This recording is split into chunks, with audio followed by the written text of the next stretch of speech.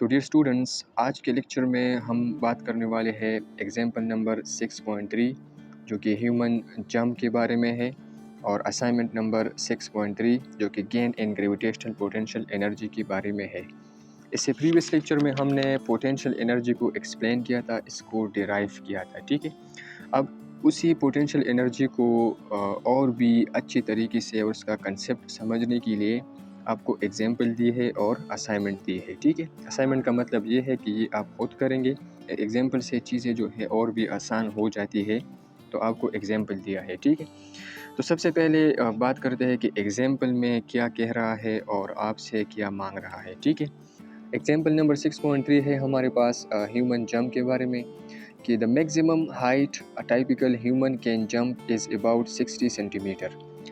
एक आम इंसान जो कि आम तौर पर या ज़्यादा से ज़्यादा 60 सेंटीमीटर तक, तकरीबन 60 सेंटीमीटर तक वो क्या कर सकता है, जंप कर सकता है, यानी छलांग लगा सकता है। By how much does the gravitational potential energy increase, कितना ग्रेविटेशनल पोटेंशियल एनर्जी जो है वो इंक्रीज़ होगा, वो ज़्यादा होगा फॉर अ 72 kg पर्सन, अगर एक इंसान की वज़न कितनी हो, 72 kg हो, इन सच अ जंप, इस जंप में। ठीक है, where does this energy come from, और उसके पास, इस इंसान के पास ये एनर्जी कहाँ से आती है। आपको कह रहा है कि एक इंसान है, ठीक है, और उसका जो मास है वो कितना है, वो 72 kg है। ठीक है, और वो क्या कर रहा है, वो जंप लगा रहा है। ठीक है, मतलब वो छलांग लगा रहा है। ठीक है, तो वो मैक्सिमम एक आम तौर पर इंसान जो है तकरीबन वो 60 सेंटीमीटर तक क्या कर सकता है, या इतनी हाइट तक वो जंप लगा सकता है। ठीक है, तो कह रहा है कि अगर ये यहाँ से यहाँ तक जाए, ठीक है, तो इस हाइट पे इस 72 kg इंसान के पास इस हाइट पे पोटेंशियल एनर्जी जो है, और कौन सी, ग्रेविटेशनल पोटेंशियल एनर्जी यहाँ पर कितनी होगी। ठीक है, या ये कितना ग्रेविटेशनल पोटेंशियल एनर्जी जो है वो गेन करेगा, हासिल करेगा इस हाइट पे। सबसे पहले आप गिवन डेटा लिख ले। गिवन डेटा में लिख ले कि आपको सबसे पहले आपको मास दिया है, मास जो कि m है वो आपको दिया है, m आपको दिया है 72 kg। ठीक है, और हाइट आपको दिया है h, आपको दिया है 60 सेंटीमीटर। अब आपने याद रखना है कि डिस्टेंस और डिस्प्लेसमेंट का यूनिट जो है वो मीटर में है। यहाँ पर आपको सेंटीमीटर दिया है, तो आपको पता होना चाहिए कि 1 मीटर में हमारे पास 100 सेंटीमीटर होते हैं। ठीक है, 60 सेंटीमीटर को आपने क्या करना है, वो कन्वर्ट करना है मीटर में। तो सिंपल आपने क्या करना है, 60 सेंटीमीटर को 100 पे क्या करना है, वो डिवाइड करना है। तो इस बार इसके साथ कैंसिल हो जाएगा। 6 को अगर 10 पे क्या कर ले, 6 को अगर 10 पे डिवाइड कर ले, तो आपके पास 0.06 मीटर ये आपके पास आएगा। ठीक है, तो हाइट h जो है वो आपके पास 0.06 मीटर है। तो g की वैल्यू है, आपको दिया तो नहीं है, लेकिन g की जो वैल्यू है वो 9.8 मीटर पर सेकंड स्क्वायर है, ये आपने याद रखना है। ठीक है, ये कांस्टेंट वैल्यू है। फिर इसके बाद आपने क्या करना है, आपने लिखना है रिक्वायर्ड, ये आपसे क्या मांग रहा है। ठीक है, रिक्वायर्ड भी लिख सकते हैं, क्या फाइंड करना है ये भी आप लिख सकते हैं। तो लिख सकते हैं कि ग्रेविटेशनल पोटेंशियल एनर्जी को क्या करना है, इसको फाइंड आउट करना है। आप लिख ले सॉल्यूशन। ठीक है, और यहाँ पर लिख ले कि एज वी नो दैट, जैसे कि हमें पता है ग्रेविटेशनल पोटेंशियल एनर्जी जो है वो बराबर है mgh की। इसको इक्वेशन नंबर 1 का नाम दे दे। ठीक है, और फिर यहाँ पर लिख ले कि putting the value in equation number 1। जो गिवन वैल्यू आपको दिया है, मास की वैल्यू दिया है, हाइट का, मास का वैल्यू, मास है आपके पास, हाइट है आपके पास। ठीक है, जी की वैल्यू है, ये क्या कर ले, इसमें आप क्या कर ले, पुट कर ले, इक्वेशन नंबर 1 में पुट कर ले। तो आपके पास आएगा gravitational potential energy is equal to, mass है 72, क्रॉस जी की वैल्यू है 9.8 क्रॉस और ये है 0.06 मीटर। जब आप इसको मल्टीप्लाई कर ले तो आपके पास ग्रेविटेशनल पोटेंशियल एनर्जी जो है वो आएगा 423.36 जूल।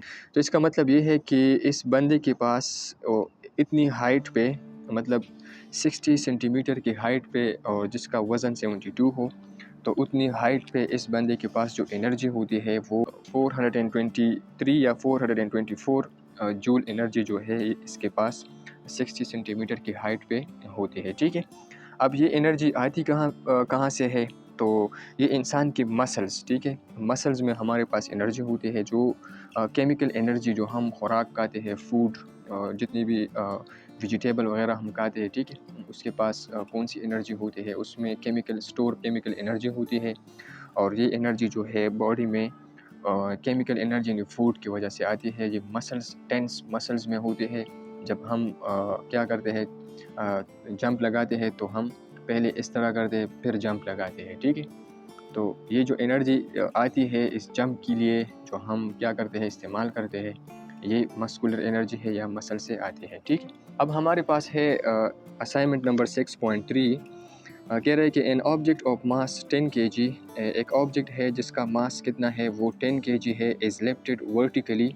वर्टिकली मीन सीधा, ठीक है, ऊपर की तरफ। इज़ लिफ्टेड मीन उसको उठाया है वर्टिकली, सीधा ऊपर की तरफ, through a height of 5 meter. कितने हाइट तक? 5 मीटर तक उस अबव द ग्राउंड इतना वर्टिकली क्या कर दिया है, उठाया है। एट अ कांस्टेंट स्पीड, किस तरह? एक कांस्टेंट स्पीड से, ठीक है। What is the gravitational potential energy gained by the object? इस ऑब्जेक्ट ने कितना, इस हाइट पे कितना ग्रेविटेशनल पोटेंशियल एनर्जी जो है वो गेन किया है, ठीक है। तो आपके पास एक ऑब्जेक्ट है और आपने इस ऑब्जेक्ट का मास जो है वो 10 kg है। वो कितना है? वो आपको दिया है 10 kg और इसको वर्टिकली ऊपर सीधा की तरफ इस तरह उठाया है 5 मीटर तक। तो इस जगह पर जिसका मास 10 kg है, इसकी ग्रेविटेशनल पोटेंशियल एनर्जी कितनी होगी? ये असाइनमेंट है, ठीक है। सबसे पहले आप क्या लिख ले, आप गिवन डेटा लिख ले, ठीक है। गिवन डेटा लिख ले। गिवन डेटा में आपको दिया है मास, आपको दिया है m, जो कि कितना है, 10 kg है, ठीक है। मास 10 kg है। हाइट आपको दिया है 5 मीटर, ठीक है। और जी की वैल्यू आपको पता है कि वो 9.8 मीटर पर सेकंड स्क्वायर है। ये इसकी यूनिट्स है, ठीक है। अब आपने क्या फाइंड आउट करना है वो लिख ले।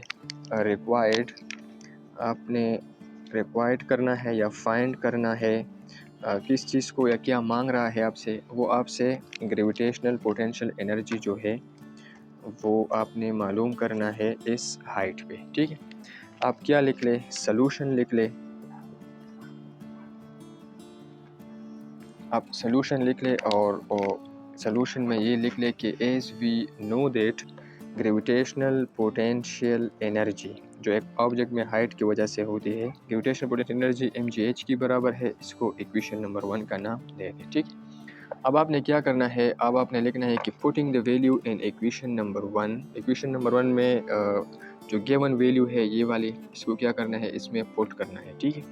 तो आपने लिखना है gravitational potential energy is equal to m की जगह क्या पुट कर ले, 10 क्रॉस h की जगह क्या, g की जगह 9.8 और h की जगह आप क्या कर ले, 5 जो है वो पुट कर ले, ठीक है।